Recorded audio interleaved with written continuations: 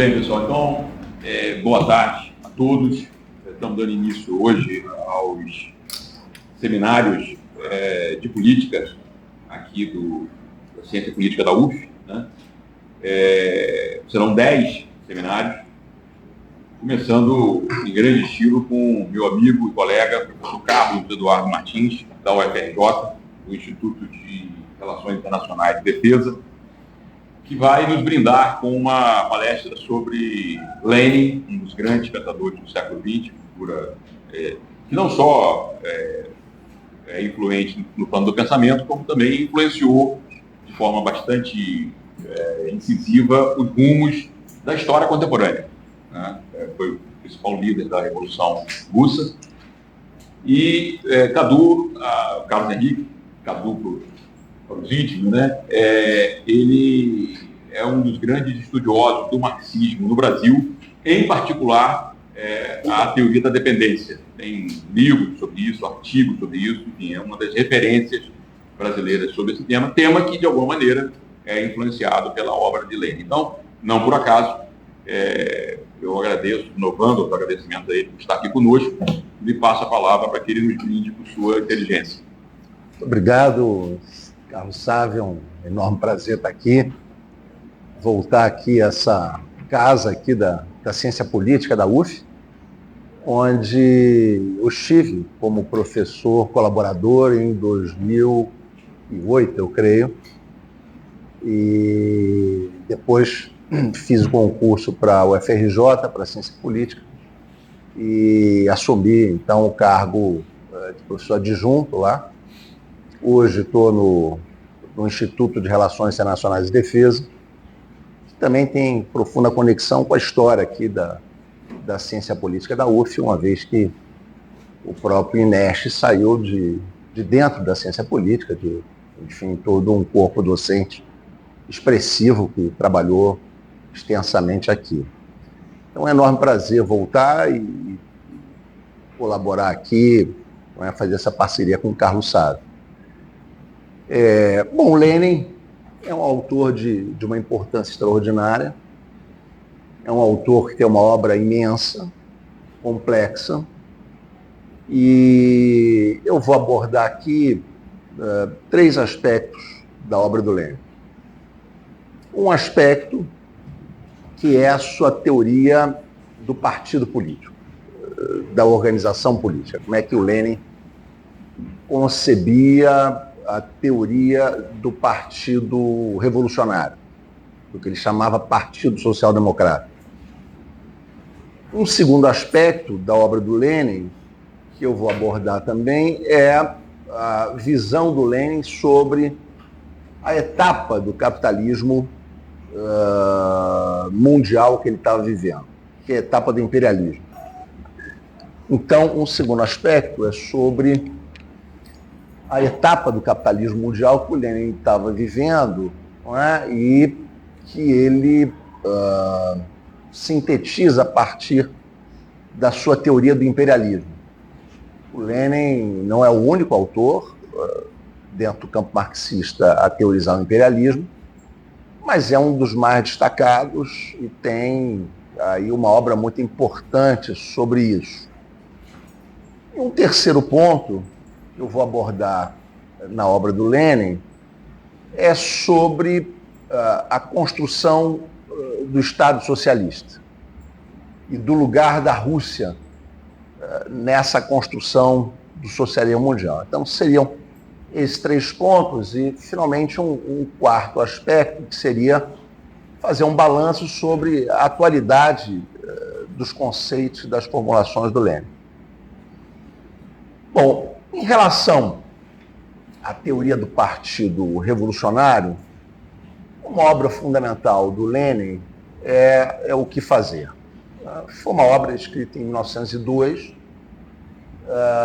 uma obra escrita sob a ditadura czarista, portanto, uma obra onde ele concebia a organização de um partido revolucionário tendo que lidar com uma situação de clandestinidade, não havia ali uma democracia, não é, como tinha se estabelecido na Alemanha, onde o partido poderia se colocar com liberdade frente à sociedade, mas, de qualquer forma, no que fazer, independente dessa situação mais particular da conjuntura russa, há elementos mais gerais da formulação da teoria do partido político que o Lenin nunca vai descartar.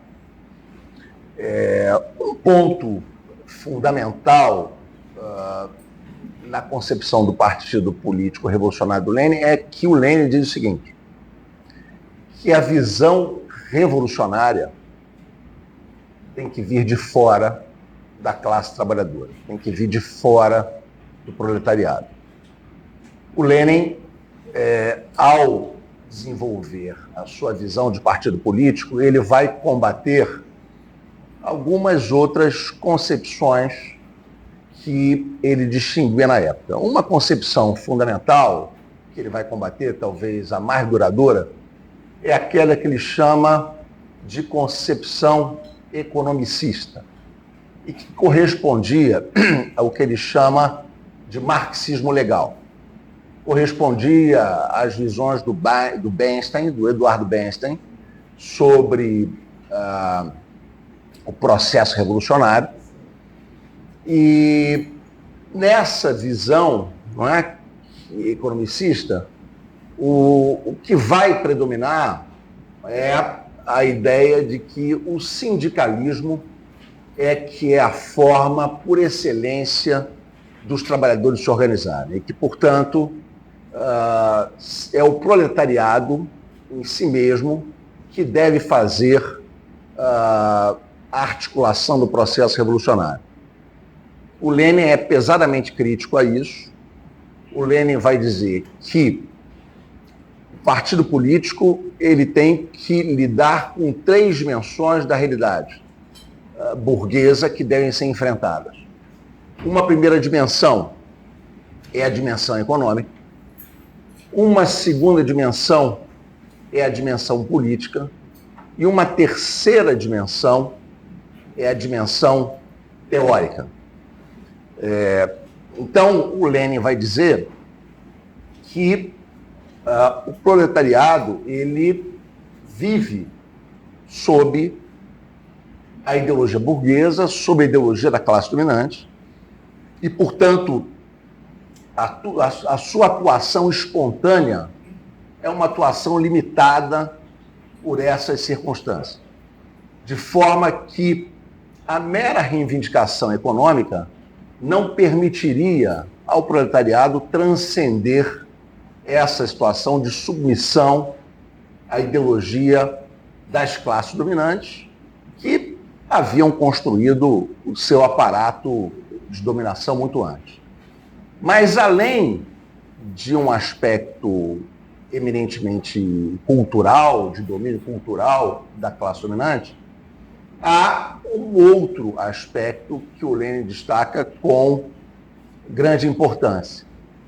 É de que cabe ao Partido Revolucionário fazer não apenas a luta do proletariado, mas a luta de todas as dimensões da classe trabalhadora e fazer esta luta através de um questionamento da relação de cada uma dessas frações de classes com o Estado. Então, não se trata apenas de uma submissão a um plano cultural da classe dominante, mas se trata de redefinir as relações gerais de cada uma das frações das classes trabalhadoras com o Estado.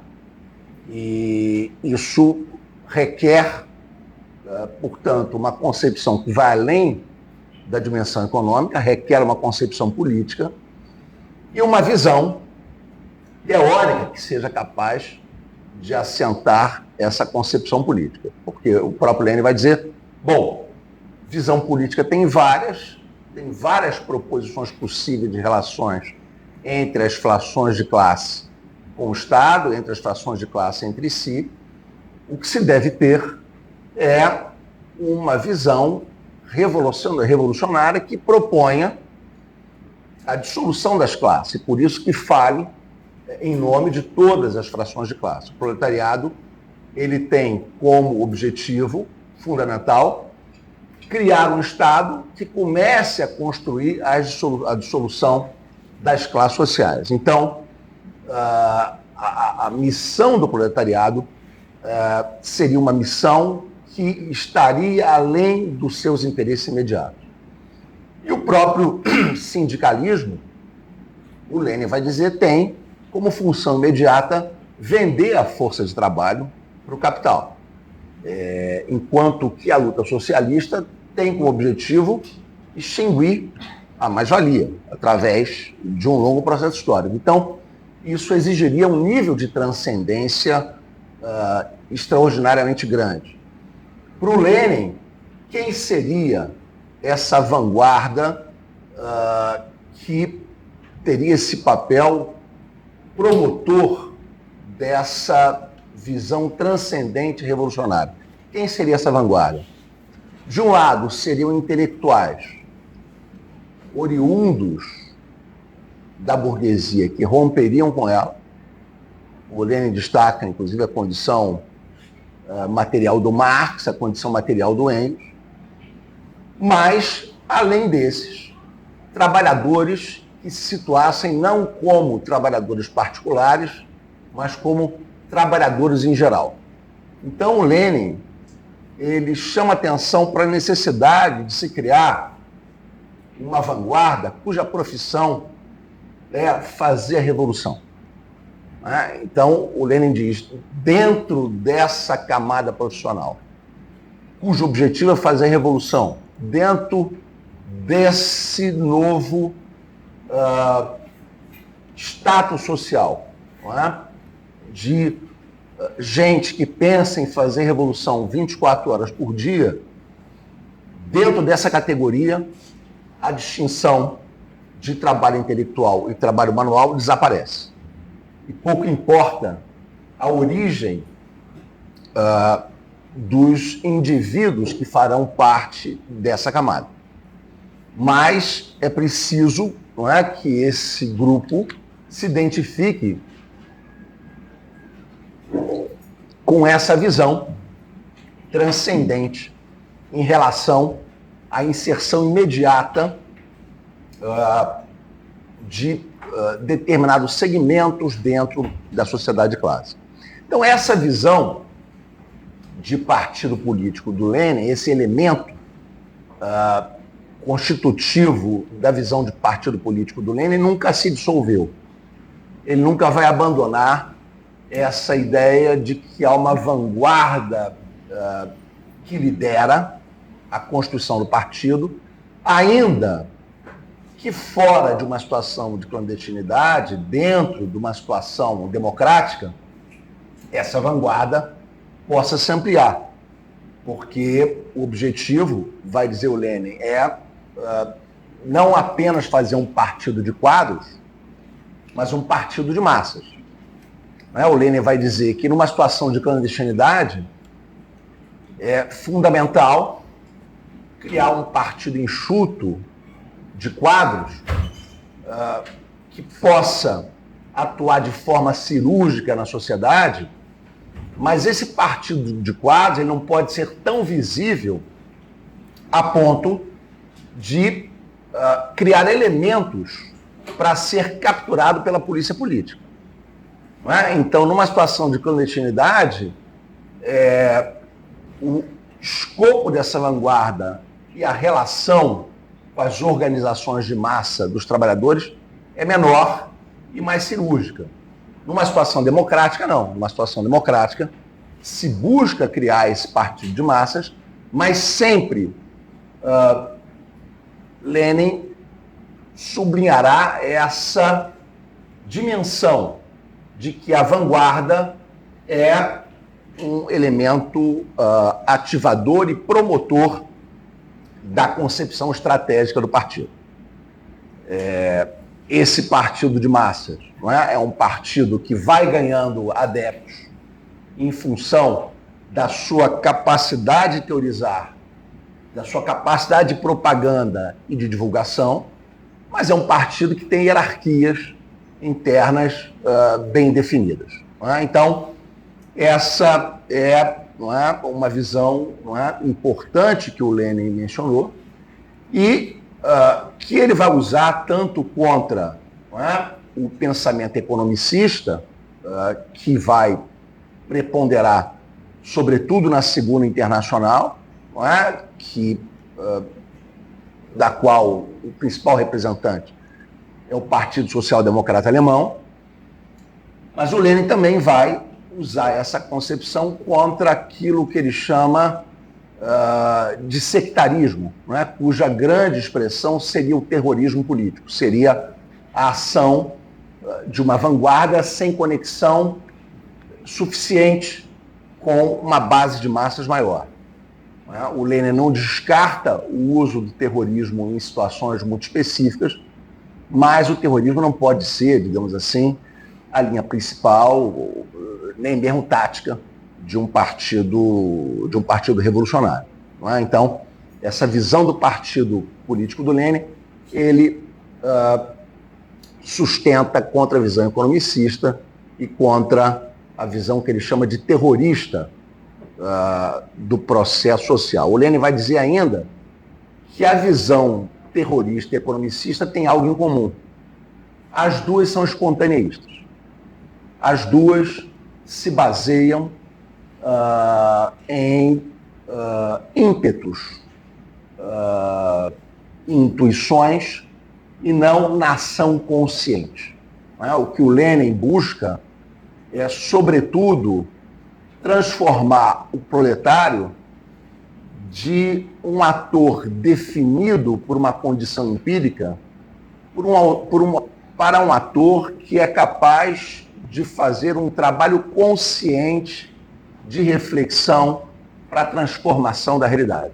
Então aí tem um aspecto que é muito fundamental no pensamento do Lenin para definir o sujeito revolucionário. Quem é o sujeito revolucionário? O sujeito revolucionário ele não está definido só pela sua origem.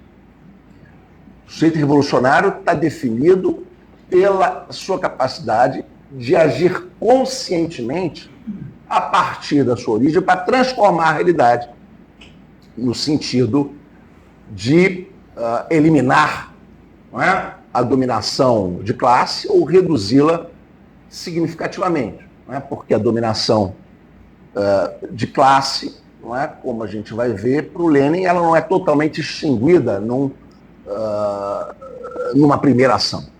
O processo de superação da sociedade capitalista pela sociedade socialista é um processo histórico de longa duração, é um processo internacional, onde vitórias podem ser estabelecidas em situações nacionais, mas serão sempre vitórias limitadas, porque o capitalismo é um sistema mundial e, portanto, não é possível uma vitória completa sobre o capitalismo a partir de uma situação nacional apenas. Então, esse é um primeiro elemento. O que o Lenin pensa como sujeito transformador é um sujeito que é capaz de transcender a sua condição imediata e falar em nome do conjunto e redefinir a relação com o Estado. Um segundo ponto do pensamento do Lenin, que eu vou abordar e que tem conexão, a gente vai ver, com a teoria do partido, é a teoria do imperialismo. Porque o Lenin vai perceber como o funcionamento da economia mundial capitalista, na era do imperialismo, ela modifica os partidos políticos. E, em verdade, o período de afirmação dos partidos políticos vai se dar exatamente no início da era imperialista, a partir dos anos 70, que começa a se estabelecer uma certa ampliação do sufrágio, que se começa a estabelecer a construção de partidos de massa, partidos sociais de massa, Por isso o nome Partido Social Democrata, para diferenciar a democracia dos trabalhadores da democracia liberal capitalista. E o Lenin ele vai definir a era do imperialismo como uma era que é a era dos monopólios. Não é? A era dos monopólios, onde surge uma fração de classe nova que ele define como capital financeiro. O que é o capital financeiro? O capital financeiro é a fusão do capital industrial com o capital bancário. E essa fusão é determinada pela elevação das escalas produtivas. A elevação das escalas produtivas torna impossível para os pequenos e médios proprietários competirem com aqueles que manejam grandes escalas e, portanto, o capital bancário vem fazer esse papel de cooptar os pequenos e médios proprietários para a dominação dos monopólios. Cooptar de que forma?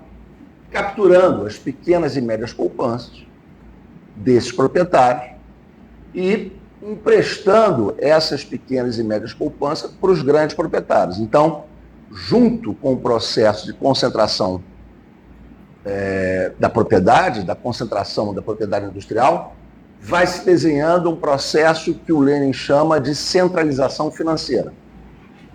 E é justamente essa centralização financeira que captura essas poupanças, dirige essas poupanças para o grande capital e remunera o pequeno e médio proprietário com parte do mais-valor acumulado pelo empreendimento em grande escala, é justamente essa conexão que permite minimizar as lutas entre as fações de classe e manter a solidariedade da burguesia em torno a uma estratégia de projeto de Estado imperialista. Essa fusão do capital bancário com o capital industrial cria o que o Lenin chama de oligarquia financeira. Essa oligarquia financeira ela é representada por segmentos, não é? Da direção do capital bancário e da direção do capital industrial que se fundem. Se fundem porque passam a dirigir reciprocamente as distintas instituições. Então, passa a haver, não é, uma fusão da propriedade entre a indústria e os bancos, e a direção das indústrias, sobretudo por Lenin, passa a ser feita em coordenação com setores do capital bancário. De maneira, então, que vai se criando essa oligarquia financeira que passa a exercer funções também junto com o Estado, orientando as políticas do Estado em seu favor. Uma das dimensões que o Lenin mencionava de política pró-imperialista é a política protecionista. A política protecionista, ela teria o papel de criar uma reserva de mercado nacional, de tal forma que os monopólios pudessem praticar sobrepreço, reduzindo a necessidade de investimento nacional. E essa sobra de capital, ela passa a ser dirigida para o mercado exterior,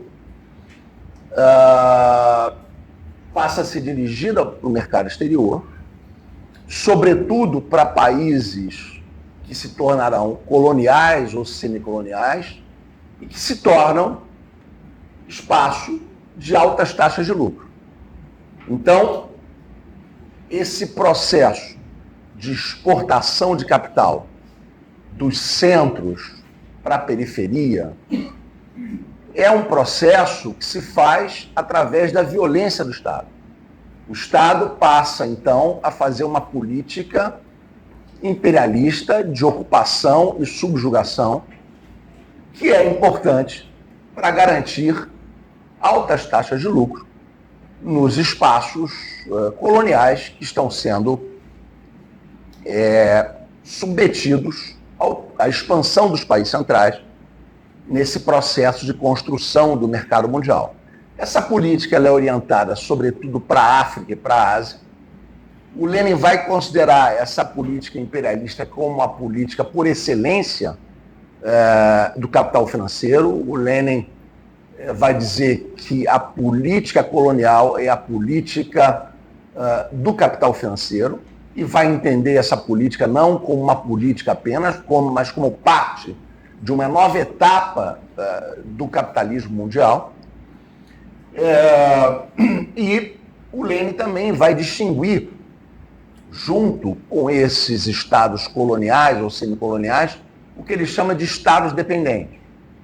O Lenin usa esse termo, dependentes, que são estados que estão sob o julgo econômico internacional do capital financeiro, mas têm autonomia política formal.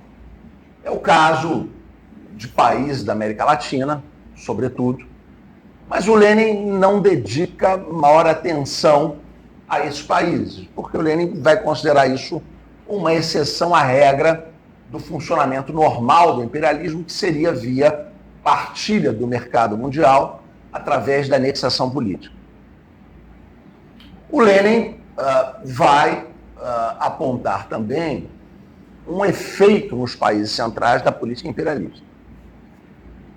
Um efeito nos países centrais da política imperialista o principal efeito que ele vai destacar é o surgimento de uma aristocracia operária. A aristocracia operária, ela seria produto de um processo de cooptação das elites sindicais via transferência de parte do mais-valor obtido nas periferias, junto a essas direções sindicais do centro. De forma que essas direções sindicais se tornam totalmente economicistas. O economicismo que o Lenin, então, atacava, já no Que Fazer, ele vai se tornando uma prática política dominante da chamada social-democracia dos países imperialistas. E se torna, para o Lenin, um grande travão do processo revolucionário. E leva o Lenin também a questionar uma série de automatismos positivistas que estavam presentes no marxismo. Por exemplo, no pensamento do grande teórico do Partido Social Democrata Alemão, que inicialmente o Lenin respeita, mas depois passa a entrar em conflito cada vez mais profundo, que é o Kautsky. O Kautsky imaginava que a transição ao socialismo seria uma transição pacífica. Seria produto, basicamente, do desenvolvimento das forças produtivas. Para o Kautsky, o desenvolvimento das forças produtivas do capitalismo rumo ao monopólio tenderia a criar um grande trust mundial.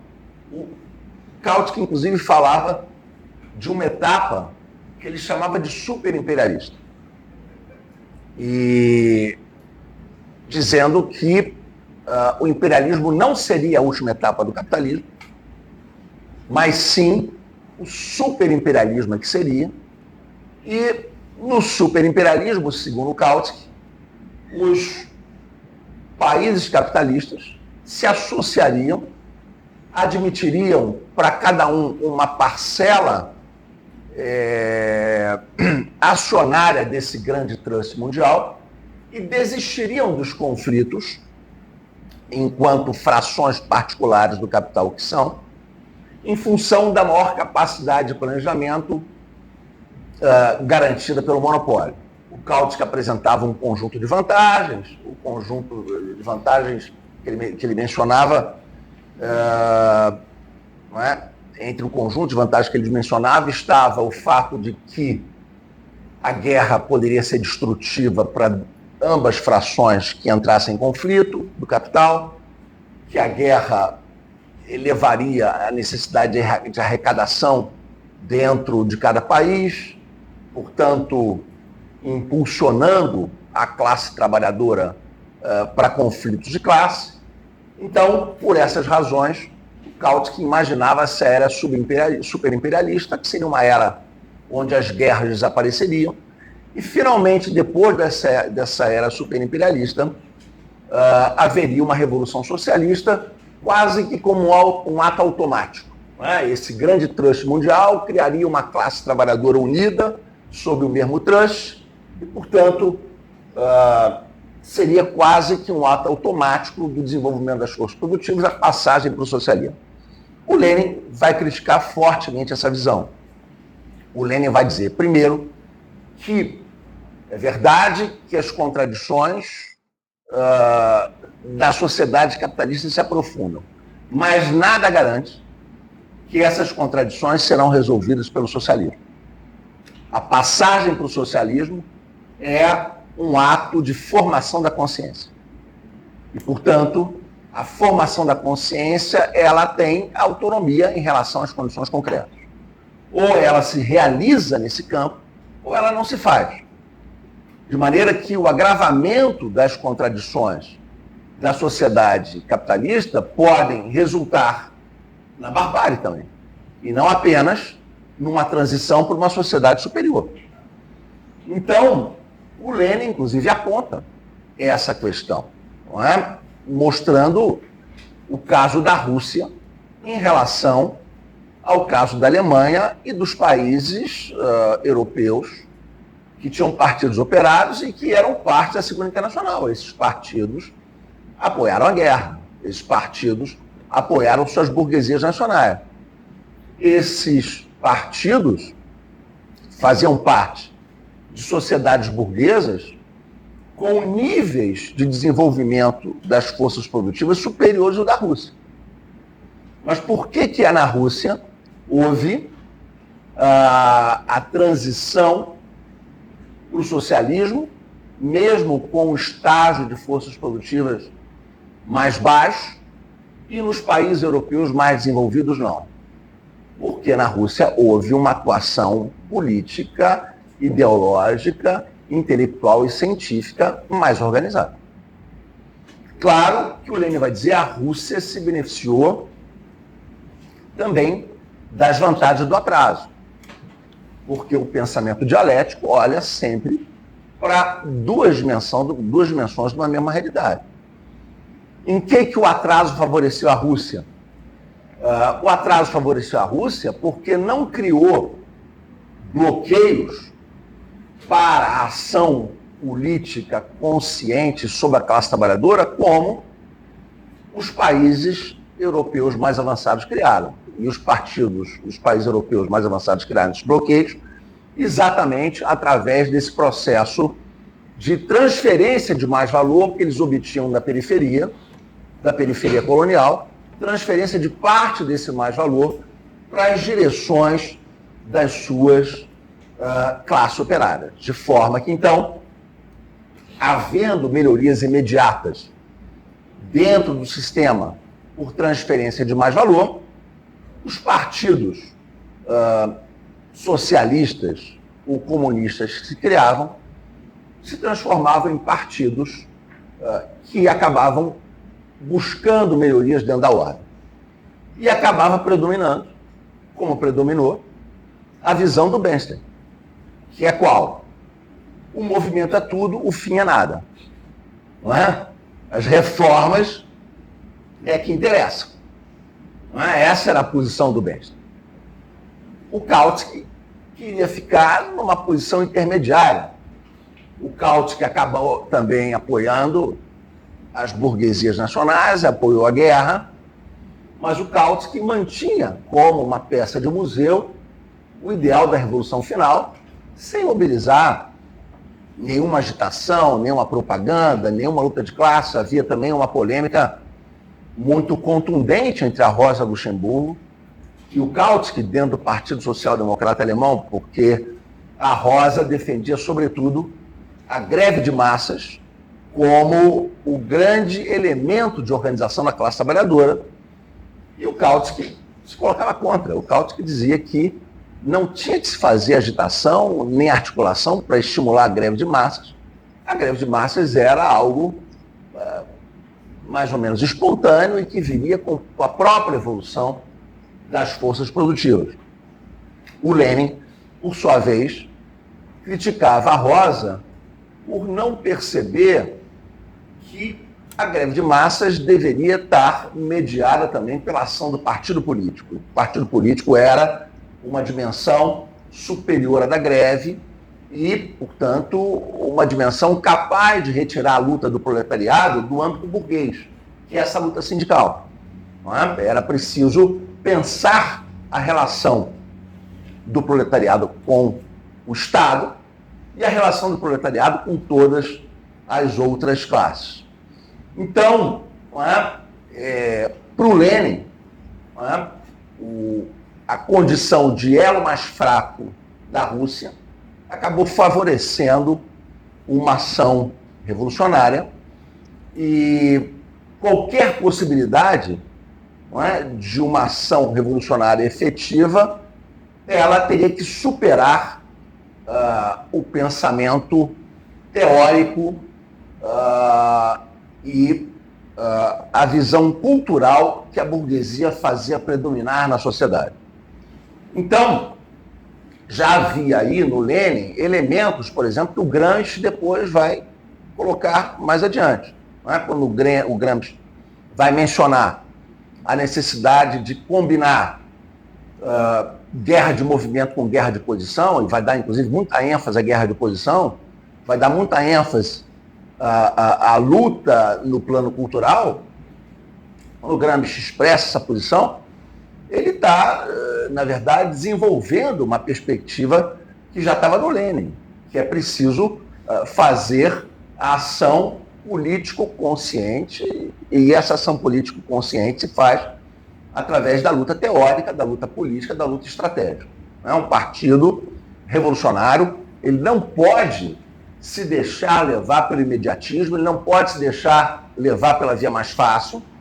Sempre essa via mais fácil favorece algumas frações e não um conjunto da classe trabalhadora, e ela acaba sendo uma solução de cooptação e de adesão desse partido social-democrata à ordem do capital. Um outro ponto também, não é? Do pensamento do Lenin, não é? Que eu gostaria de chamar a atenção, antes de fazer um balanço, não é? Da atualidade dessas reflexões que ele colocou. Um outro ponto que eu gostaria de chamar a atenção é para a construção do Estado socialista, e como é que o Lenin vivenciou isso. Não é? O Lenin imaginava, não é, que o socialismo na União Soviética ele dependeria de uma mudança de uma situação internacional para avançar. Essa era a visão inicial dos bolcheviques. Os bolcheviques imaginavam que a situação internacional da Rússia estava tão conectada com a situação europeia e com a situação mundial que a Rússia tinha força suficiente para a tomada do poder, mas não tinha força suficiente para fazer a transição ao socialismo. De maneira que havia uma aposta dos bolcheviques imensa na Revolução Europeia. E os bolcheviques se veem diante da situação e a Revolução Socialista na Europa fracassa. E o Lenin, então, é obrigado a criar a Terceira Internacional, e a romper com a Segunda Internacional e criar a Terceira Internacional. E a história, então, coloca para os bolcheviques a necessidade de construir o socialismo nessas condições. E, portanto, leva os bolcheviques a repensarem a formulação inicial, que só era possível tomar o poder e não era possível fazer a transição para o socialismo. Diante disso, o Lenin vai dizer o seguinte, que para fazer a transição ao socialismo é preciso preencher duas categorias. Precisa preencher dois objetivos. Um objetivo é a socialização do poder, através dos soviéticos.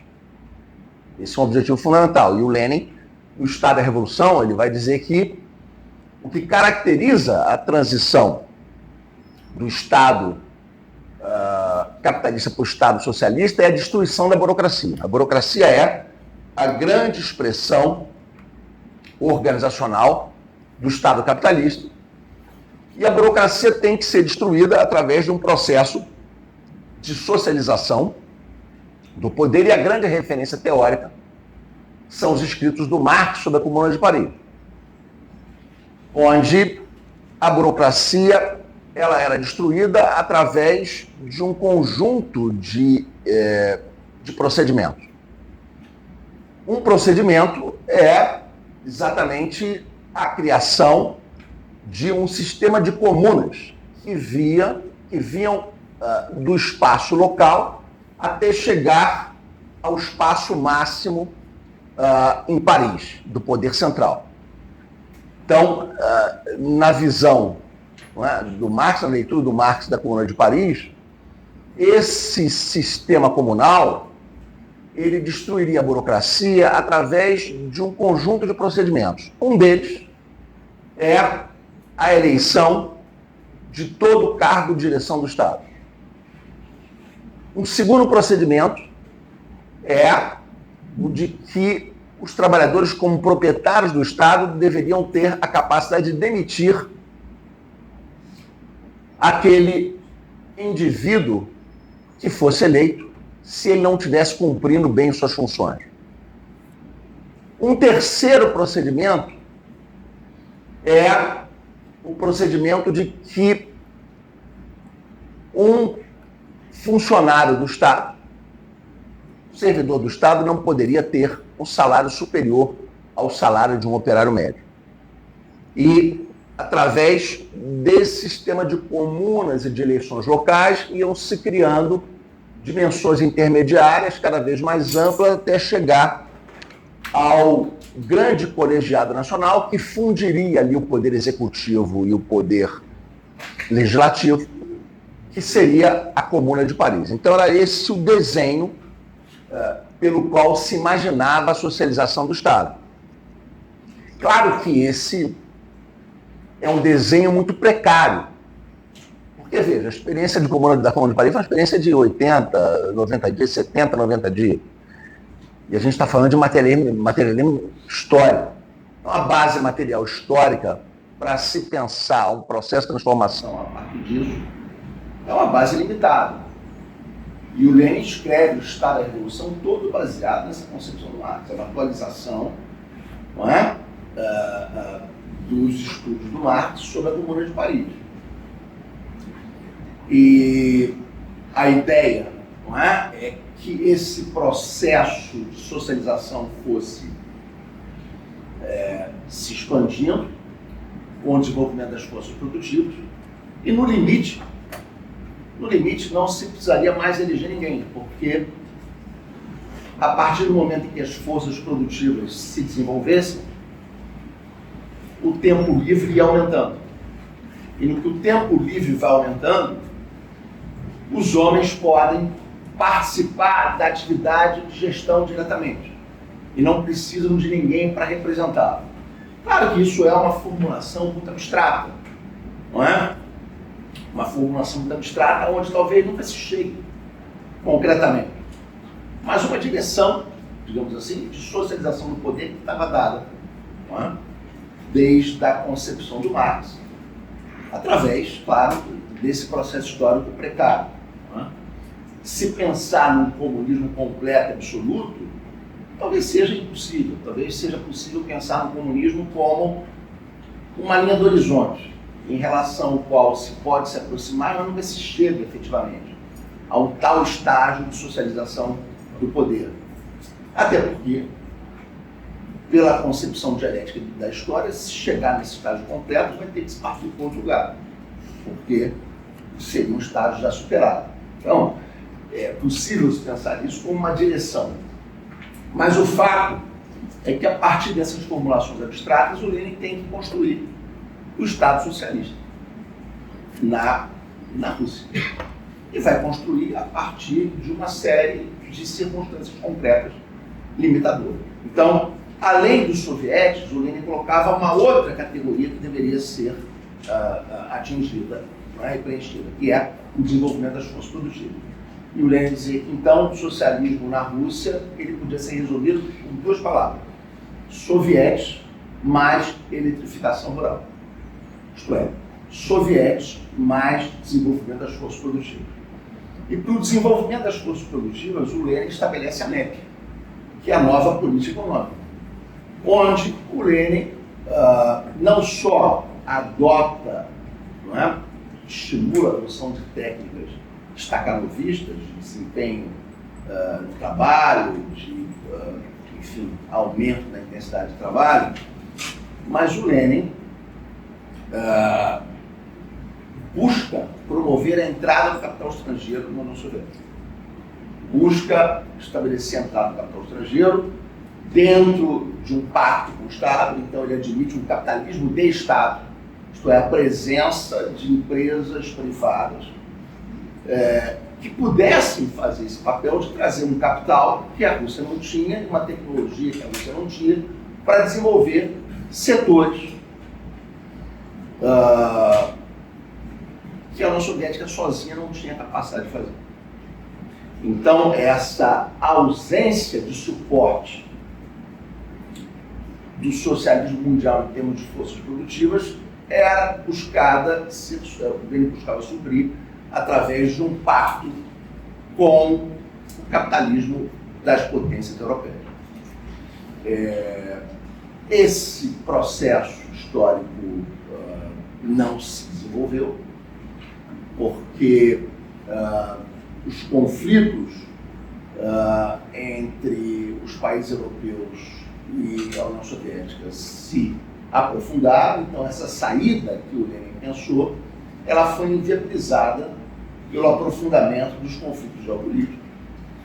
O grau máximo desses conflitos geopolíticos foi estabelecido pela invasão nazista da União Soviética. Nazismo e fascismo que inicialmente eram apoiados pelos anglo-saxões. O von Mises, em 1927, num livro chamado sobre o liberalismo clássico, On Classic Liberalism, o von Mises diz que o Mussolini tem que ser saudado pelo fato de ter salvado a civilização europeia do perigo asiático e bolchevique. Então, essa saída acabou não se estabelecendo. O que a gente pode fazer em termos de reflexão desses principais aportes que o Lenin trouxe em termos de século XXI? A teoria do partido político do Lenin parece ainda preservar uma força extraordinária. Quando a gente pensa hoje, por exemplo, na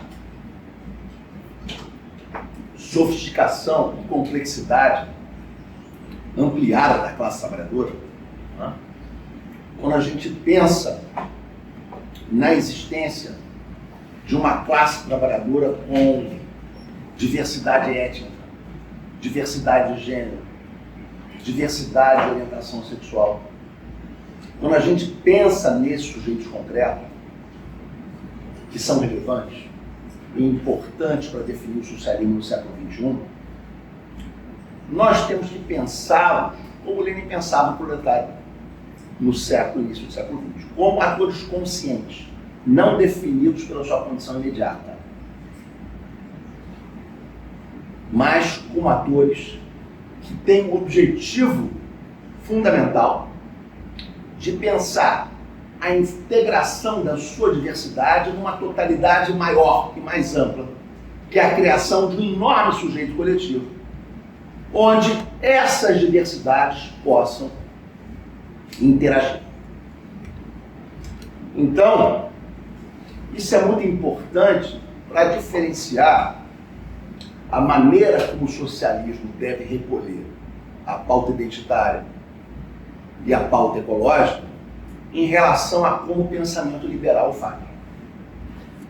O pensamento liberal quer reduzir esse sujeito às suas condições imediatas e quer fazer antagonismos e polarizações com base nisso.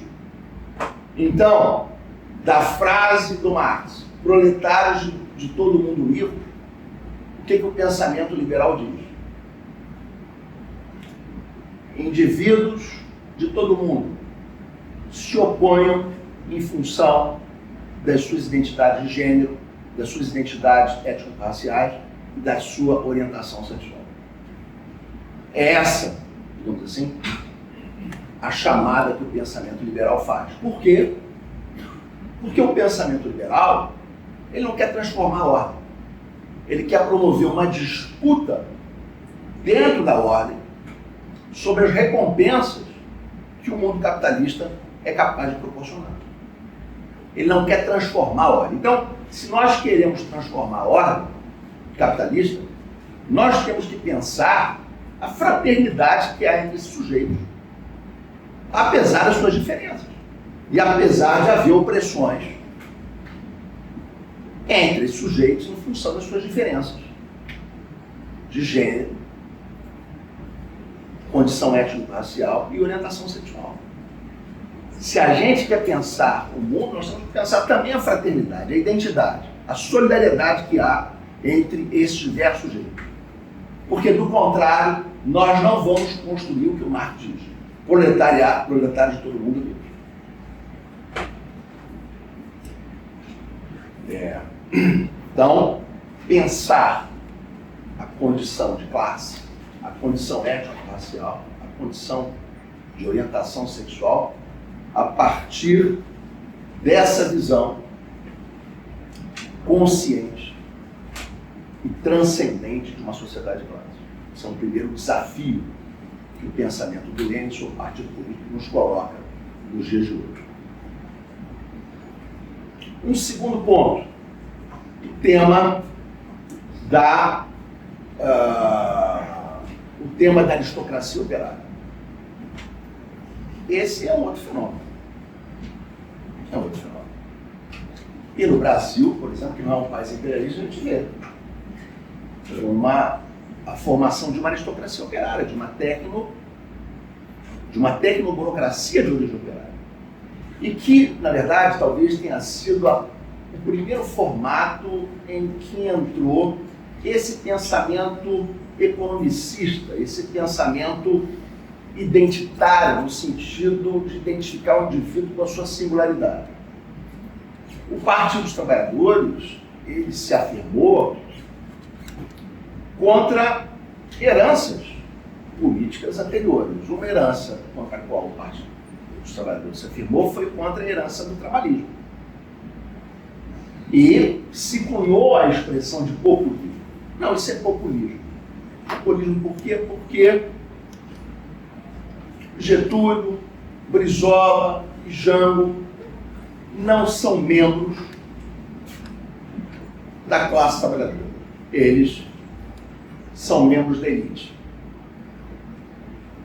Brizola teve uma origem popular, mas depois casou com a irmã do Jango, passou a ter uma condição burguesa superior, então só um operário é capaz de representar a classe trabalhadora. Bom, não tem nada mais antileninista que isso. Ser absolutamente antileninista é o que o Lenin denunciava como economicismo, como esse corporativismo, como essa visão sindicalista, que quer mudanças dentro da ordem para uma categoria. E o que a gente vê no país, lamentavelmente, é isso. Não é? Quando o Zé Dirceu diz, olha, revolucionário é governar, o que ele está dizendo? Nós abrimos mão de tudo, menos de cargos, salários e funções. Isso é difícil. Então, qualquer política que ameace a partir do Estado dessa tecnoburocracia operária, de origem operária, com capital financeiro, essa tecnoburocracia de origem operária descarta. porque é um empecilho para ela realizar sua missão, que é dirigir a gestão do Estado no capital financeiro. Disputar a gestão do neoliberalismo no Brasil com facilidade. Agora, o grande problema é que a base social no Brasil para isso e longe é precária. Porque o Brasil não é um país que é capaz de realizar transferências de mais valor para a sua classe trabalhadora. Então, o que você vai ter é uma tecnocracia de operário, vivendo muito acima do que vive a média dos trabalhadores, mas o resto da população está submetida à austeridade, está submetida a um projeto de gestão do Estado que não oferece nenhuma futuridade no país. Porque, inclusive, nós estamos numa era de decadência do neoliberalismo. O neoliberalismo surgiu no mundo dos anos 90, apoiado por uma economia mundial que promovia a expansão do mercado internacional e a expansão dos fluxos internacionais de capitais. Essas são as duas âncoras do neoliberalismo no mundo. Isso acabou. Nós não temos mais uma economia mundial onde o mercado mundial cresce acima do PIB mundial. Ao contrário, nós estamos indo para uma economia cada vez mais protecionista. E, de outro lado, os fluxos internacionais de capitais também não conseguem retomar os valores de 2015 nem de longe, que foi o seu pico. Já caindo, né? Houve um grande salto de 90 para 99, depois um grande salto de 99 para 2007. De 2007 para 2015 já foi uma subida muito menor. De 2015 para cá é descida, pequenas elevações, muito abaixo do pico. Então, se você não tem um Estado que promova o gasto público, você não tem desenvolvimento, você não tem crescimento. E quando começa a cair um pouquinho esse desemprego aberto, chega a casa de 6,7, que é um absurdo em termos de padrões internacionais. Os Estados Unidos têm um desemprego aberto de 3%, e a gente sabe que o nosso desemprego real é muito maior, porque o desemprego disfarçado é calculado pelo IBGE como algo em torno de 15% da força de trabalho. 15%. Então, essa é uma situação muito complexa. Nós temos uma tecnoburocracia operária que se vinculou a um processo de transferência de mais valor, ligado inclusive ao capital fictício, nem um capital que intermedia o investimento produtivo. E essa tecnoburocracia operária não é capaz de elevar o nível de vida da sua população e garantir uma situação de segurança econômica não é mínima. Outro dia estava vendo uma notícia no jornal dizendo que os dois piores cursos em termos de geração de empregos é relações internacionais, essa história. A gente está numa situação onde os nossos alunos universitários vão ser o quê, em parte? Vão ser entregadores de pizza, não é? Eles vão ser motoristas de Uber, enquanto não vier o carro que anda sozinho. Enquanto não vier o drone vem e traz a pizza para casa. É uma situação muito grave, não é? E um abandono completo de uma luta ideológica. Um abandono completo, não é? De uma luta teórica, ideológica e mesmo política. E econômica também. A gente vê quando qualquer sinal de greve no setor público, o governo fica desesperado. Fica desesperado e quer conter essas greves. Então, é uma política de capitulação que está aí, e isso faz parte desse fenômeno da aristocracia operária que se internalizou aqui no Brasil. Outro ponto, não é? Em relação ao pensamento do Lenin, a questão do imperialismo. Não é? Como é que o Lenin vê a questão do imperialismo? O Giovanni Arrighi vai escrever um livro sensacional, que se chama Geometria do Imperialismo. de 78, que é um antecedente ao grande livro dele, um dos grandes livros dele, que é Ao Longo do Século XX, onde o Arrighi começa a desenhar a sua teoria do ciclo sistêmico. E o Arrighi vai dizer o seguinte: o que o Lenin viu, é verdade que o imperialismo, vai dizer o Arrighi, é a última fase do capitalismo, mas o que ele viu não foi a última forma do imperialismo, não foi a última formação do imperialismo. Porque o que o Lenin viu foi o imperialismo num momento específico, que era do declínio da hegemonia britânica. E esse declínio da hegemonia britânica, que era um declínio que, segundo Arrighi, com a sua teoria dos ciclos, levou um protagonismo do capital financeiro, do capital especulativo. Essa visão acabou condicionando a interpretação do Lenin sobre o imperialismo, em várias dimensões. Uma é que essa fusão que o Lenin imaginava entre o capital bancário e o capital industrial, formando o capital financeiro, era uma fusão de fato, mas era uma fusão que não eliminava suas contradições. Então, o que o Lenin viu foi uma fusão do capital bancário com o capital industrial, sob o domínio do capital bancário, sob o domínio da especulação financeira. E por isso o imperialismo, com a hegemonia dos Estados Unidos no pós-guerra, vai se redefinir e vai ter uma primeira fase toda centrada no protagonismo das corporações multinacionais, da Revolução Fordista, da Revolução da Indústria Automobilística. É o capital produtivo que passa a dominar o processo. Então o Arrighi vai dizer o seguinte: que o imperialismo ele pode ser liderado por três grandes frações de classe ou grupos, não é? Sociais e políticos. Não é? Uma fração, ele vai dizer, é o capital bancário, outra fração é o capital industrial, e tem uma outra fração que é o capitalismo de Estado, que é o que ocorre nos períodos de caos sistêmico, nos períodos de guerra, onde há necessidade de mobilizar todas as forças produtivas no Estado. É o que aconteceu, por exemplo, nos Estados Unidos, quando, de repente, o gasto público, que era em torno de 10%, 12% do PIB, passa a ser 45% do PIB, sendo que 90% dele dirigido para o setor militar, para montar o complexo industrial militar. O que mostra que o capitalismo norte-americano não pode ser pensado sem a forte atuação do Estado. O Estado foi chave para criar a liderança tecnológica dos Estados Unidos no mundo. Então, três setores podem liderar o imperialismo no mundo. Isso vai depender do estágio, dos ciclos das hegemonias que atravessam os processos imperialistas. Outro ponto, não é, que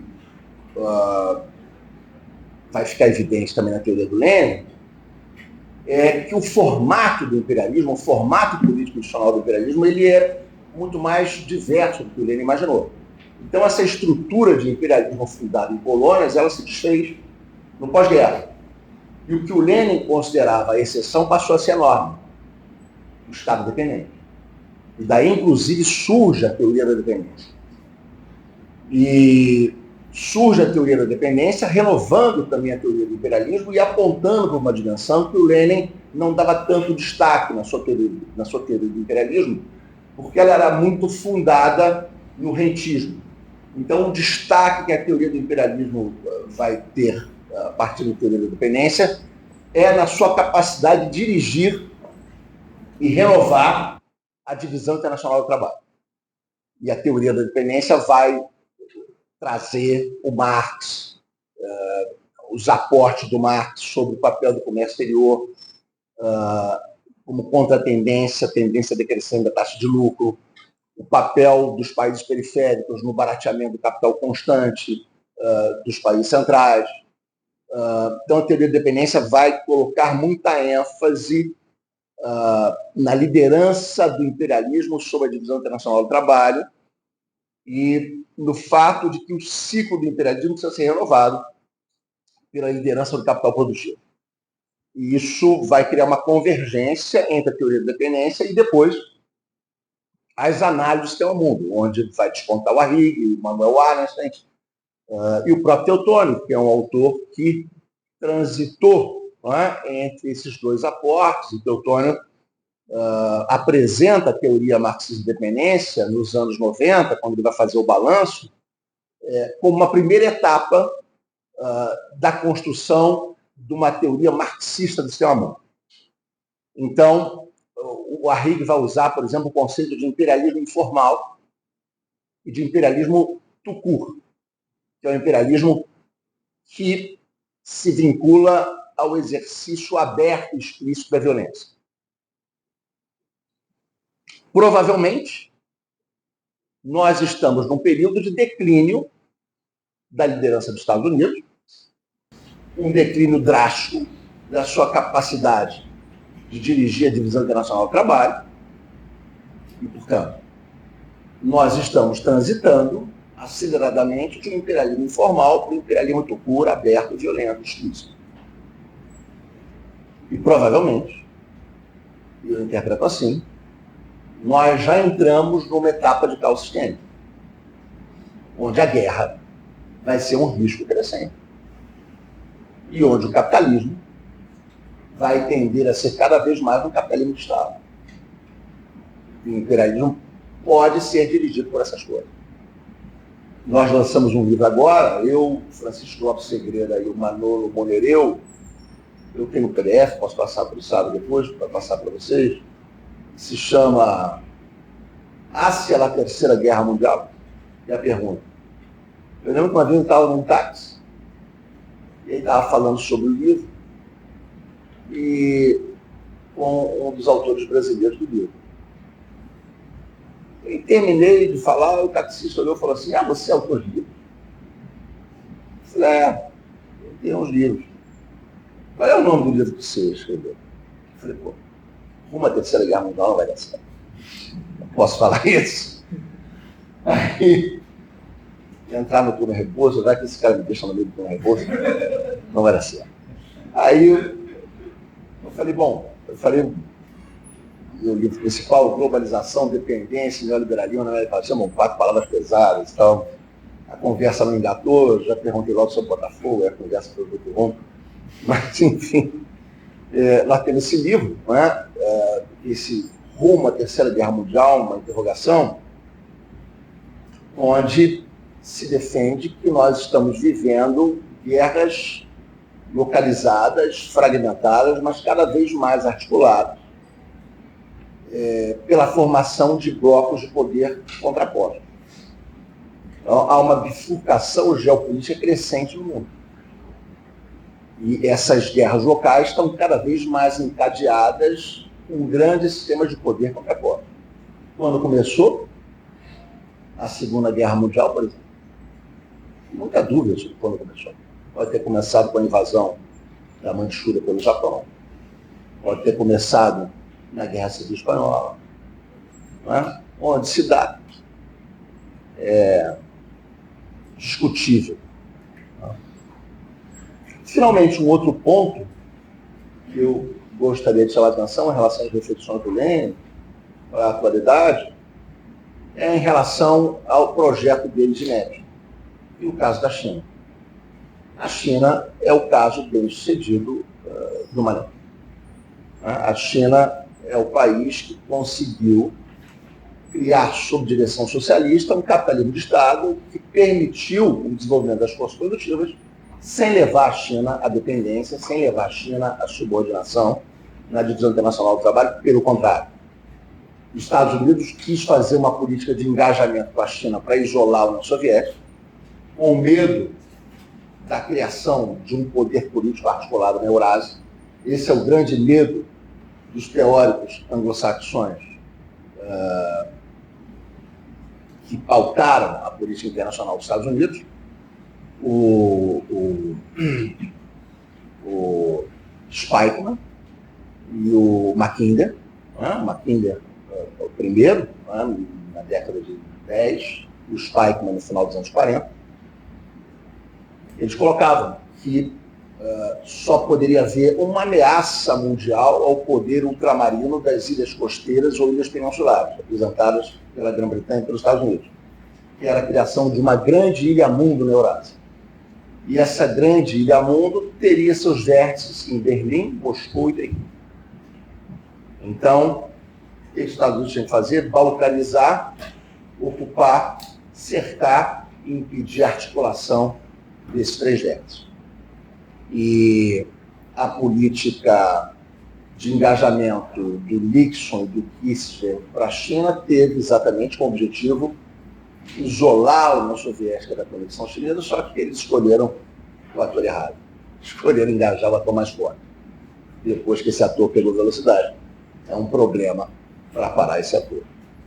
Então é isso, gente. São algumas reflexões que eu faria a partir da obra do Lenin, fazendo a conexão com a atualidade.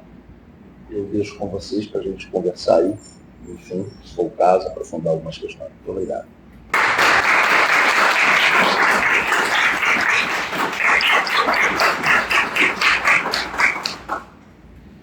Bem, pessoal, então agora está aberta a segunda parte do seminário, que é justamente dedicada à interlocução com o professor Carlos Eduardo Martins. Então vamos abrir aqui essa sessão. Cadu, pode ter 3, Claro. Vai de óculos, né? Se quiser. Nós pedimos só que as pessoas se identificassem, por favor. Carlos, você está lá feio, tá? Eu sou péssimo fisionomista, vou oferecê-lo diretamente. Não Perfeito. esquecer de outras coisas. Todo professor, meu nome é Glauco, sou aposentado da UEF, tá? E o senhor deu uma aula excepcional, é professor aqui, tá? Realmente maravilhoso. Mas vamos lá, revolução e violência, Lenin. Lenin de um lado, Kautsky do outro, por isso mais ou menos violência. Marx está no meio do caminho, tem uma carta de 1862 a Engels, ele fala claramente que talvez países avançados, Inglaterra, Estados Unidos e Holanda, poderiam fazer uma revolução pacífica.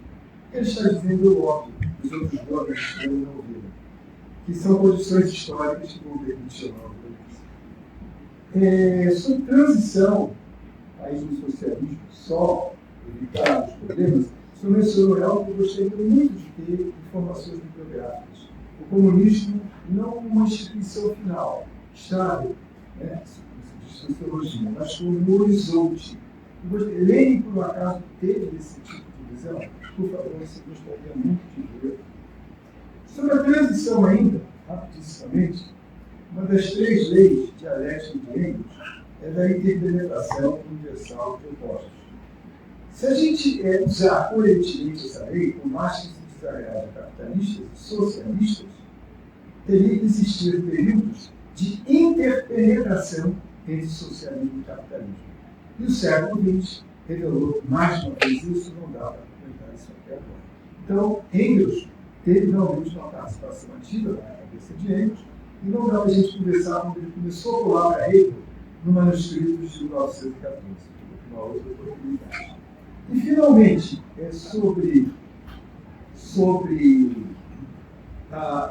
movimentos identitários e socialismo, comunismo, o senhor colocou muito bem, é preciso amplificar isso aí, articulando socialismo com identitarismo e ainda com ecologia. Meu Deus do céu, perdoe, eu sou religioso, meu Deus do céu, talvez o maior filósofo do marxismo do século XX, morreu em 2017, Estevão Gonzalez, no livro de 1995, sobre a crise estrutural do capital, a teoria monumental de Lesaros envolve 4 pilares, que eles chamam pilares ou astros absolutos, uma vez que disse que o do capital estaria em crise estrutural. 2 são do século XIX, o econômico e o político, Marx. Está presente a ecologia, a superação da crise ecológica, e o terceiro, a emancipação da mulher. Isso em 1995. O que a gente tem mais? Temos aí uma teoria monumental de uma crise estrutural do capital, ancorada em 4 pilares. 2 do século XIX e 2 pilares recentíssimos, vamos dizer, que o senhor colocou.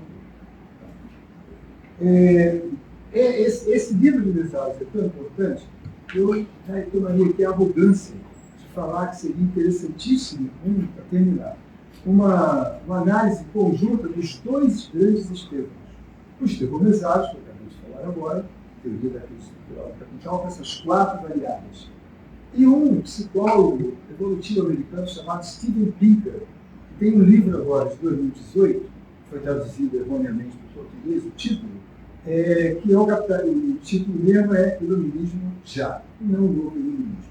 Onde também, Pinker, de maneira monumental, trabalha com uma teoria ao contrário do Mesado, não tem crise nenhuma, o capitalismo nunca esteve tão bem, o capitalismo alavancou o mundo em 200 anos. É uma teoria também de 4 pilares, que são os 4 subtítulos do livro do Pinker, de 2018.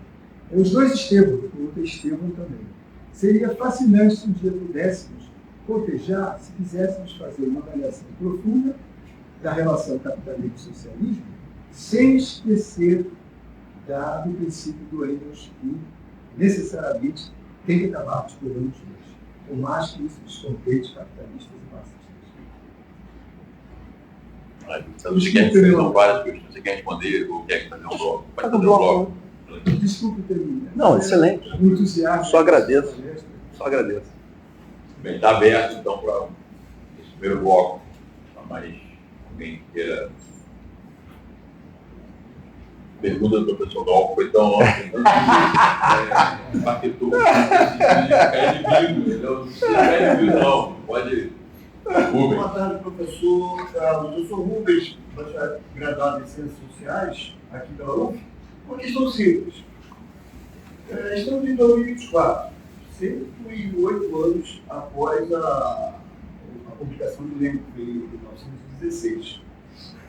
A minha pergunta: persiste, então, atualmente, agora nesse começo do século XXI, a divisão do mundo, tal como o Lênin viu em 1916? Persiste um modelo exploratório, que eu vou agora aqui chamar de commodity, em relação a países periféricos? E, para finalizar, quais são os atuais países usurários?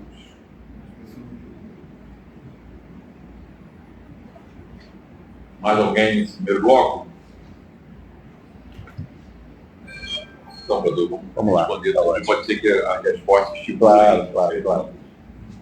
Bom, prazer te rever, Glauco. Eu fiz uma palestra uma vez na UENF. Você me conhece? Te conheço. Sou péssimo professor. Uma palestra que me chamou foi o Pedlovski, lá na UENF. E eu trabalhei com o Teotônio também, mais de 20 anos. Então, te conhecia através. Gostei muito da amizade. Te conheci através do Teotônio. Né?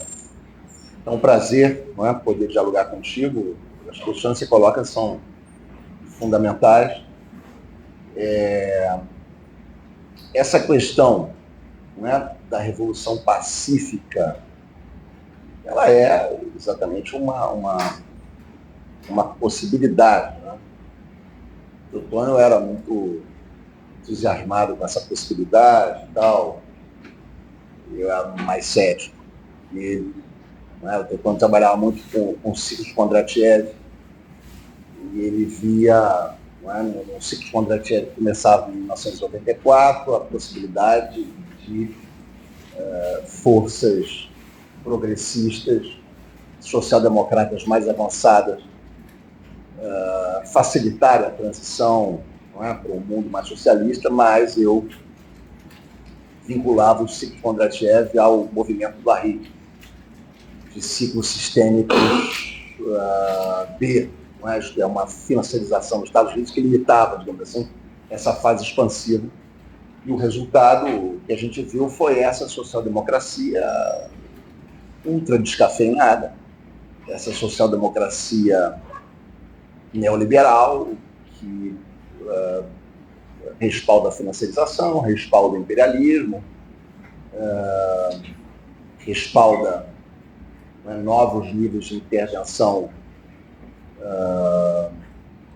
militares no mundo, não é? Essa tentativa de criar um mundo global unipolar, é? Toda essa social-democracia europeia se envolveu nisso e ainda está. É? Basta ver a posição que ela tem em relação ao conflito ucraniano. Não é? Há uma profunda vinculação dessa social-democracia europeia com o imperialismo norte-americano, e a OTAN é o grande exemplo disso. Não é? Então, essa visão pacífica, ela infelizmente está muito nos livros, né? E ela está pouco na história. Também essa visão da interpenetração dos contrários, ela não leva, digamos assim, a sustentação da tese pacífica, necessariamente. Você pode ter interpenetração dos contrários na guerra, na violência, na barbárie. Não é? Os contrários estão se interpenetrando. Depende de como que eles estão se interpenetrando. Então, agora, de qualquer forma,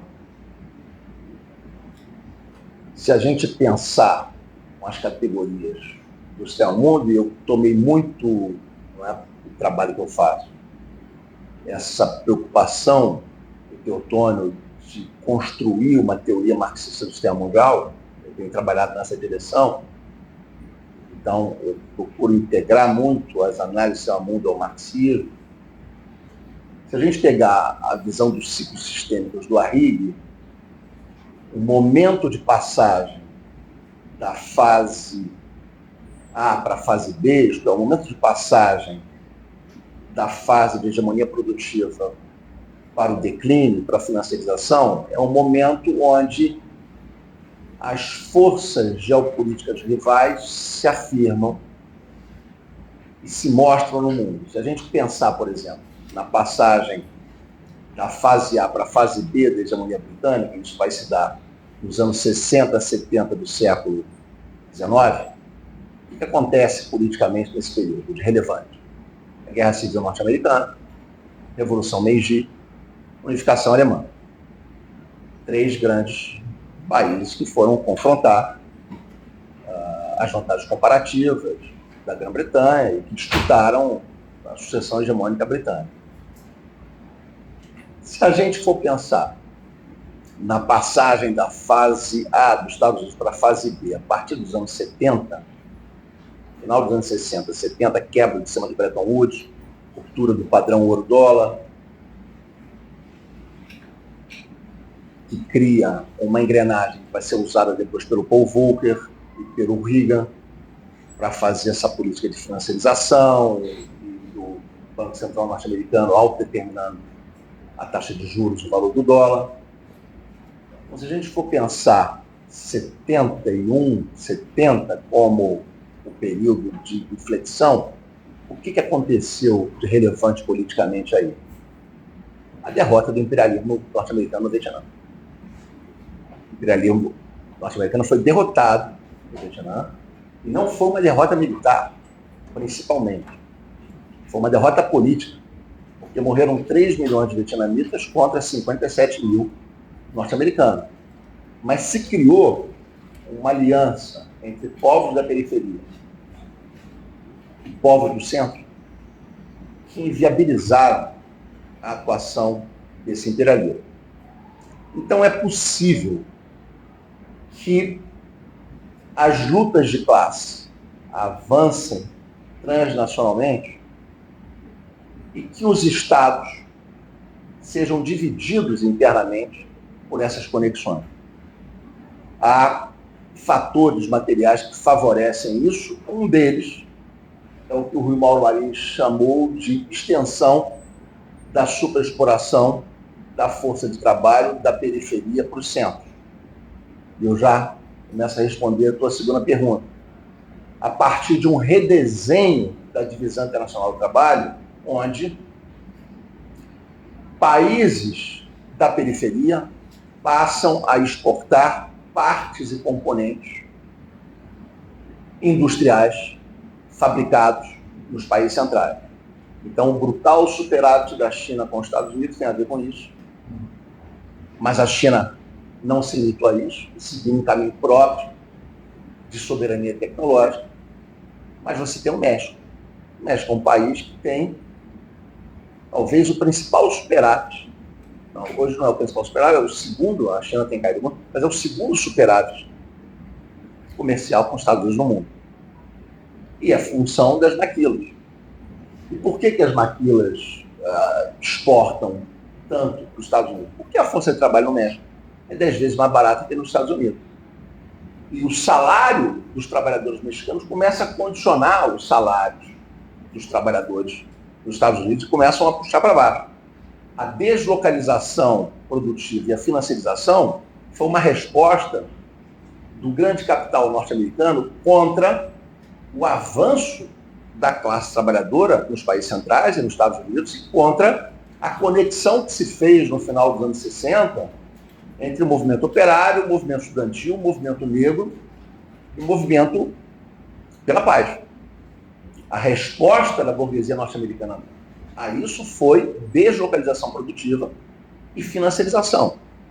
E a curva de salários, que estava passando a curva de produtividade nos anos 60, nos anos 70, passou a crescer 6 vezes menos que a curva de produtividade entre 1980 e 2020.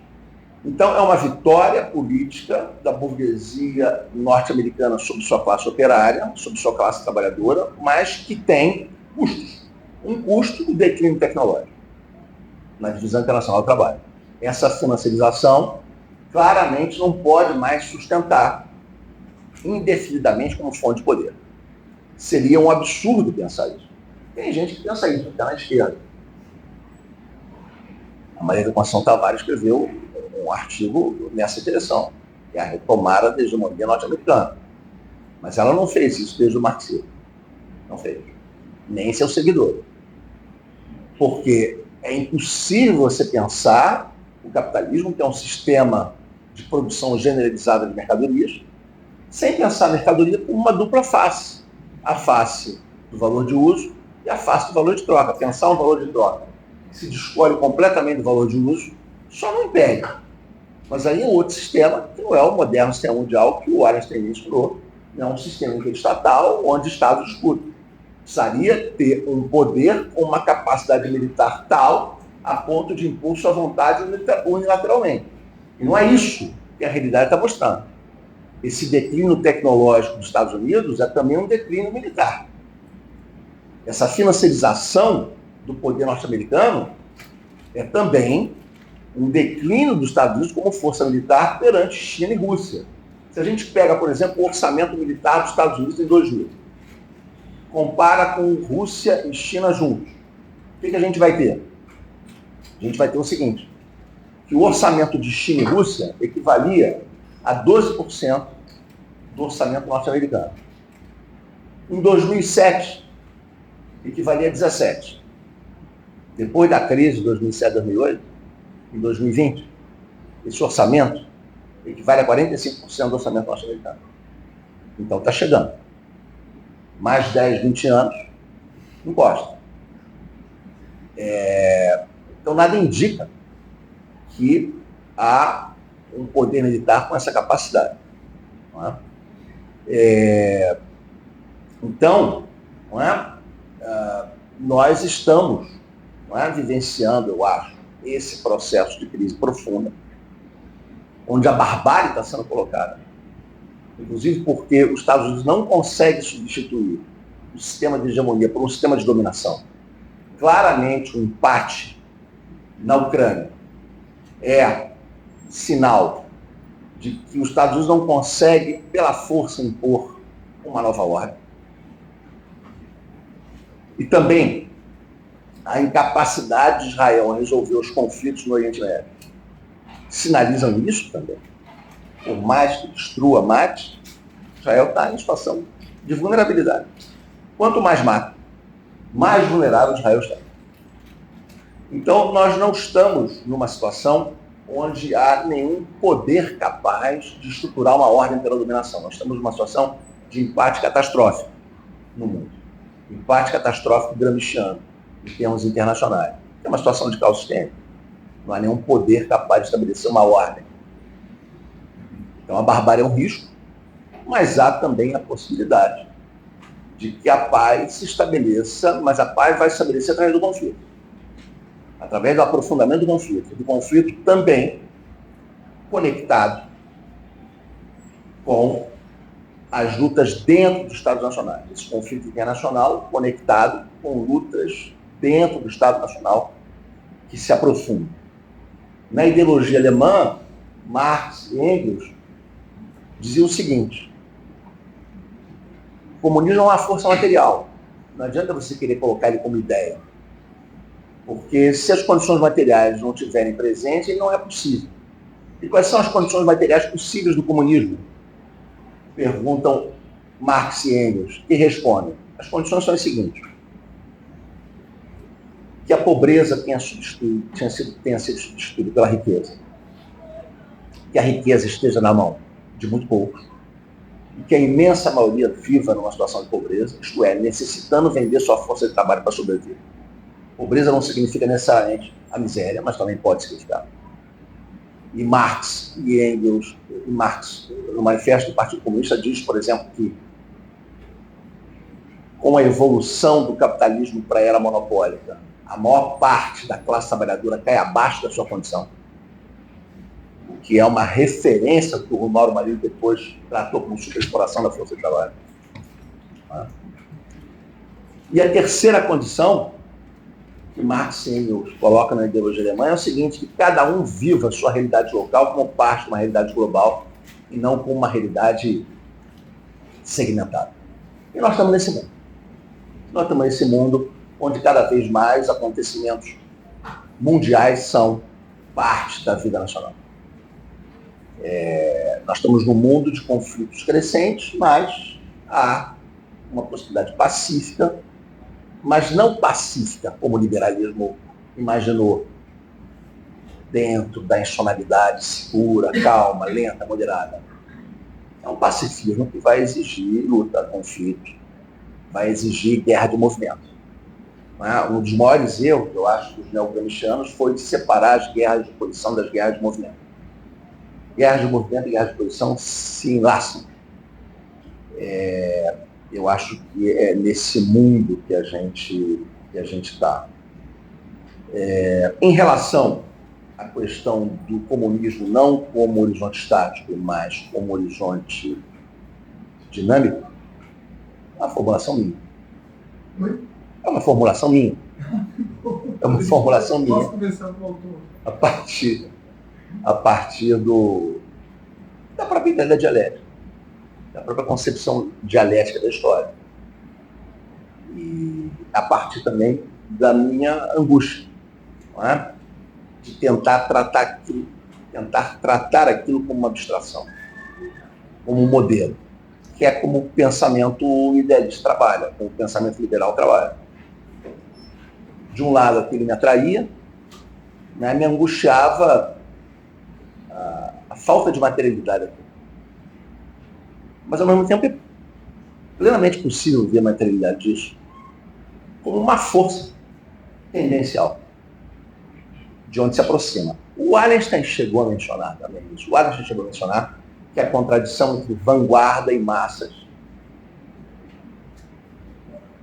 poderia ser uma contradição que evoluísse no processo histórico permanentemente, não necessariamente se dissolvesse vanguarda e massa, mas que houvesse uma relação cada vez mais dinâmica, fluida entre essas instâncias. E eu acho que é assim que a gente deve pensar o processo histórico. Né? Acho perfeitas as tuas considerações sobre a crise estrutural do Mesaros, é um autor que também muito me inspira. E pensar, né, todas essas opressões do mundo do capital, né, a opressão de gênero, a opressão étnico-racial, a opressão da natureza, né, a brutal opressão da natureza, a opressão, né, enfim, de orientação sexual também, enfim. Acho que tudo isso é pauta indispensável do socialismo, dos movimentos sociais. Há claramente uma tentativa dos liberais cooptarem isso, como cooptaram os movimentos sindicais. O liberalismo coopta tudo. Não é? Coopta tudo, óbvio. Tudo que é força e é a essência do liberalismo. O liberalismo é a grande ideologia hegemônica do capital. Ele tenta apresentar como seu, não é? Forças sociais que escapam, ele tenta transformar isso no seu interesse particular e geral. E, portanto, ele cria essa versão liberal, Não é, não é sobre questão étnico-racial, sobre opressão de gênero. Não é? No Brasil tem essa questão. Claro, o Brasil é um país com forte racismo, uma história de racismo brutal, mas o principal problema do Brasil não é a herança colonial. O principal problema do Brasil é a dinâmica do capitalismo independente. Esse que é o problema principal. Se você pegar, por exemplo, a diferença de renda entre a população branca e a população preta no Brasil, qual é a diferença? 2-1. Agora, se você pegar a diferença entre quem está no 5º decil e quem está no 1%, a diferença é de 35 vezes. Não é? Porque essa visão, olha só, os brancos são opressores. Então você vai começar a achar que o sujeito que ganha 3 mil reais é um opressor. O meu porteiro é um opressor. Não é? Pelo fato de ser homem. É um opressor em relação à síndica, que ganha muito mais. A condição, os vendedores de mate na praia são os opressores? São opressores? Eles carregam aquelas latas de mate de cima para baixo, arrebentando as costas. Eles são os opressores? Não é? Então, o pensamento liberal quer tratar assim. Quer nivelar tudo assim. Não é? E, evidentemente, isso não corresponde à realidade. Nós temos uma classe trabalhadora fortemente mestiça. Fortemente mestiça. E a exploração de classe, a exploração que incide sobre uma classe trabalhadora diversificada, querer suprimir a questão de classe, transformar os conflitos em conflitos de gênero, conflitos étnico-raciais, isso é a pauta liberal. Eles querem sumir com as classes. Não é? E aí, claro, libera o capitalismo, porque diz, tudo isso é uma herança. É uma herança cultural que a gente ainda não resolveu. Não é? Mas é verdade. Isso é uma herança que o capital usa para aumentar a sua taxa de exploração. E também usa agora para promover mobilidades, um cenário de esperança e cooptação para dividir a classe trabalhadora. Então se cria, né, um movimento feminista liberal, um movimento negro liberal, se oferece oportunidades no aparato do Estado, ONGs, etc. E tudo isso vai criando um desenho de lideranças empreendedoras bem-sucedidas. Né? E, ao mesmo tempo, é claro, né, assim, o pensamento liberal se maneja esses exemplos de êxito como um instrumento para atacar o discurso socialista. Que aponta essas pessoas e diz, olha, o que você quer ser? Você quer ser um igual com direitos? Ou você quer fazer parte da burguesia? Por que você não vai fazer parte da burguesia, se transformar no milionário? Você pode ter muito mais. Isso é um problema. Um país onde realmente você tem uma classe trabalhadora miscigenada, mas não tem uma elite miscigenada, aí que está. A classe trabalhadora brasileira é miscigenada, a elite não. Então você faz um discurso para esses negros expulsos, né, da elite, e diz, olha, vocês podem ser parte da elite. Por que querer direitos iguais? Por que querer direitos? Não, vocês podem.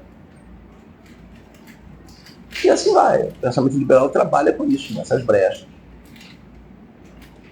E na medida em que você não tenha um partido socialista no Brasil, porque essa burocracia de operária faz esse papel, não é? De disputar quem gerencia o neoliberalismo com o fascismo. Na medida que você não tem essa vanguarda atuando para estimular o pensamento consciente, claro, aí você tem uma situação de terra arrasada. E aí não entendem, meu Deus, por que a direita cresce no país? Mas não dá para ir adiante. Eles acham que tem que vir do povo. Eles acham que a formulação consciente tem que vir de baixo do povo. E a vanguarda não tem que ter nenhum custo, nenhum risco. Eu estava vendo outro dia o discurso do Glauber Braga. E ele dizia o seguinte: alguns representantes parlamentares acham que o mandato é um presente.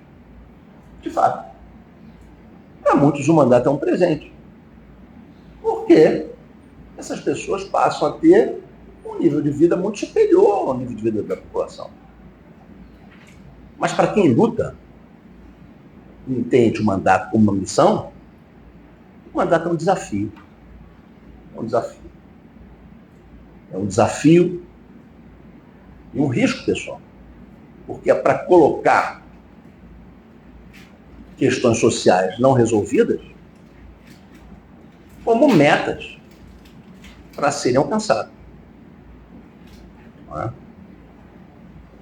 E assim ele tem colocado o seu mandato e por isso está correndo o risco de ser caçado. Não é?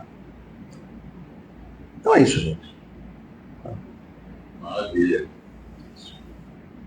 Alguém mais quer fazer alguma pergunta, observação, ponderação? Essa rica apresentação do amigo Cadu. Um exemplar vivo, eu brincava com ele quando chegamos aqui embaixo, uma figura histórica da esquerda brasileira, entendeu? Ele riu e tal. Estão vendo aqui o exemplar da esquerda clássica brasileira, no sentido bom, no sentido positivo, né?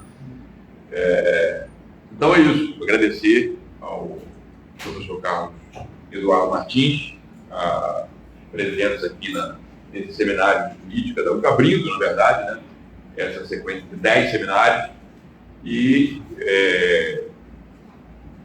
convidar quem não é aqui da ciência política, que estou vendo muita gente que está presente na plateia de mostra ainda a força do leninismo, do marxismo, entendeu? Venham também nas próximas semanas, nas próximas terças-feiras, acompanhar as nossas outras discussões. Tá bom? Muito obrigado.